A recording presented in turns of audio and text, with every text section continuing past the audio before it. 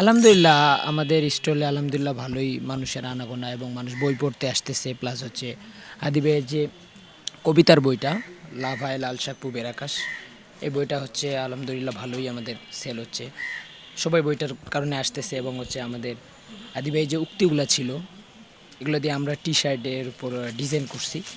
এই যেমন জান দেবো ঝুলাই দেবো না, তারপর হচ্ছে আমি জাহান্নামের আগুনে বসিয়া হাসি পুষ্পের হাসি, এরকম বিভিন্ন উক্তিগুলো ছিল। এগুলা হচ্ছে আমরা টি-শার্টের মাধ্যমে মানুষকে উপস্থাপন করতেছি মানুষের। আমাদের আলহামদুলিল্লাহ আমরা তুলনামূলকভাবে যে বইমেলায় মানুষের যে আনাগোনা থাকে এটা রমজানের জন্য হয়তো একটু মানুষ কম হচ্ছে, কিন্তু আমাদের স্টলে আলহামদুলিল্লাহ ভালোই মানুষের আনাগোনা হচ্ছে। মানুষ বই কিনতেছে, মানুষ এসে বই পড়তেছে। আমাদের পাশে হচ্ছে হাদি ভাইয়ের ছবি দিয়ে, হাদি ভাইয়ের কথাগুলো দিয়ে একটা ফটো কর্নার বানা হয়েছে। এখানে এসে মানুষ একটু ছবি তুলতেছে। এটা পুরোটাই ভাইয়ের আবেগ নিয়ে, আসলে ভাইয়ের আবেগ নিয়ে আসতেছে, মানুষ ছবি তুলতেছে, বই কিনতেছে আর কি। ওই যে লাভ হয় লাল শাক পুবের আকাশ, বইটা এখনো পড়িনি। বইটা নিলাম আর কি ভাইয়ের আবেগেই, ভাই কেমন কেমন লেখে এটা জানার জন্য আর কি।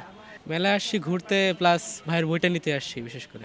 ভাই কি বলবো, ভাই ছিল বিপ্লবী, ভাই ছিল, ভাই আমাদের লড়াই করতে শিখাইছে।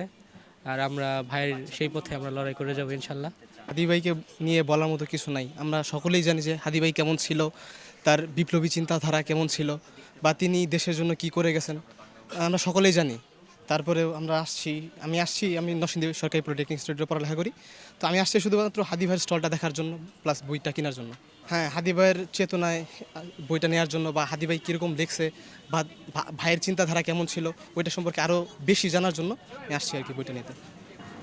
না, আমি বইমেলায় সাধারণত আসি না। আমি যেহেতু ঢাকায় থাকি না, আমি কুয়েটে পড়াশোনা করি। তো এইবার আমার আসার পরে আমার মনে হয়েছে যে একবার ইনকিলাব সেন্টার স্টোরটা ঘুরে যাওয়া উচিত, যেহেতু এখানের সাথে হাদি ভাইয়ের একটা কানেকশন আছে আর কি। তো সেই সূত্রে আর কি আমি বইগুলো দেখছিলাম। আর ওনার ব্যাপারে তো কম বেশি আমরা সোশ্যাল মিডিয়া যারা ব্যবহার করি মোটামুটি সবাই জানি আর কি। তো সেই হিসেবে মানে এখান থেকে আমি একটা বই আর কি নিব, তো এরকম একটা মেন্টালিটি আছে।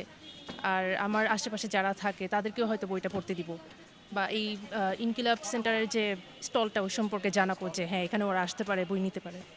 মূল কারণ বলতে উনি তো ভারতীয় সাম্রাজ্যবাদ বিরোধী ছিলেন, ঠিক আছে। আর যে দেশপ্রেমিক ছিলেন, ওনার বিভিন্ন বক্তব্য ওগুলো যখন নাকি আমি দেখি, আমার কাছে মনে হয় যে না, মানে হাসিনার আমলই শেষ না, এরপরেও আমাদের অনেক কিছু ভাবার আছে দেশকে নিয়ে, নতুন করে আগানোর অনেক কিছু আছে। ভাইয়ের লেকচারগুলো শুনলে আমার এরকম মনে হয় আর কি। ফিউচারটা আসলে কীভাবে বলবো, যে হাদি ভাইয়ের যে মানে অনুপস্থিতি ওইটা আসলে কাটানো কতটুক সম্ভব আমি জানি না, কিন্তু আমি মনে প্রাণে চাই, দোয়া করি যে অনেক অনেক খাদিরা আসুক এবং তারা ইনকিলাব সেন্টারকে সামনে আগিয়ে নিয়ে যাক।